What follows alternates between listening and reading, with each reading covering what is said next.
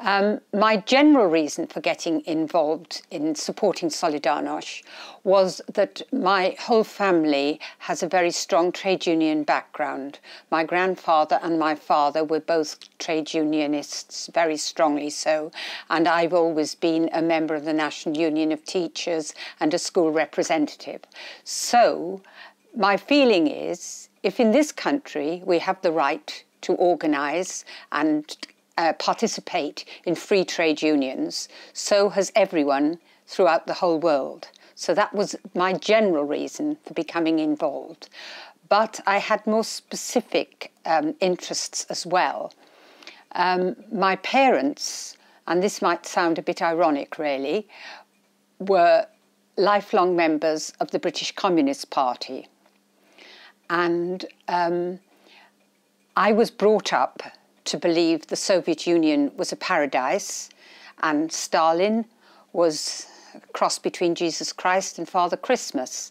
I actually do remember when Stalin died, even though I was quite young, because it made such an impression in our house, and the Daily Worker came in with its black rim round the edge. But in school, we were told that Stalin was a very wicked man, and we were not to be sorry at all that he had died. So I have from early days a conflict of information.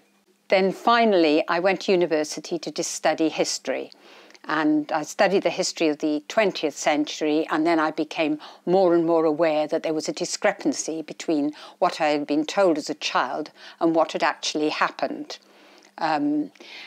Then I joined the University Communist Society, but within this society there was a group who were actually Trotskyists. And I became convinced that Trotsky's analysis of history was the correct one. In that way you could have your cake and eat it. You could have your communism, but you could dispense with the nasty parts. And so for some time I was quite active in a British Trotskyist movement. I then became disillusioned with that and later simply joined the British Labour Party. There was the Soviet Union, which had crushed people in Hungary, had crushed people in Czechoslovakia, and yet finally there was a movement that was willing to stand up against them and eventually succeeded. I think it's an inspiring story and no doubt was very influential in the final dissolution of the Eastern Bloc. I mean, you often think that you can't, as a small unimportant person, do things, but there was this electrician who started it all off and made a stand which led to enormous world events happening. So I suppose I think that was the attraction of it, that the ordinary person can influence policy and can make a difference. Many of us were either in the trade unions in Britain or in the British Labour Party, and our particular angle was to convince the members of the British trade union movement and of the Labour Party to support Solidarność. The first important victory we had in this effort was Viktor Mushensky himself set up a trade union support group, which was signed by various Labour MPs and various trade unionists, well-known ones, and with that we collected money and sent printing equipment, printing paper and all the things that Solidarność could not get hold of in Poland. We sent that off to them, but because it was being sponsored by the TUC in Britain, it was allowed to go. So this was an extremely important way to conduct affairs. The TUC and the British Labour Party invited fraternal delegates from the the Eastern Bloc.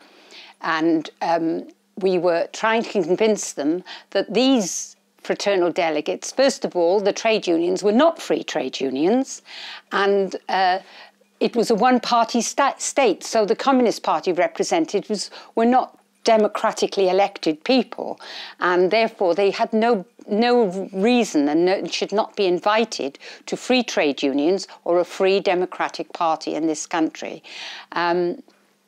Eventually, we did get the Eastern European fraternal delegates banned from the Labour Party conference. That took a few years, actually.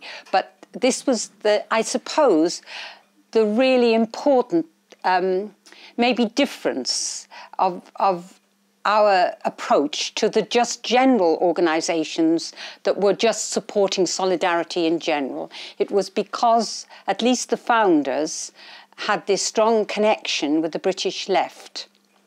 Of course, it then widened out. I mean, it didn't stay this sort of, it became a much broader movement in which members of the Conservative Party, the Liberal Party, and members of no party at all became involved, particularly, of course, after the declaration of martial law.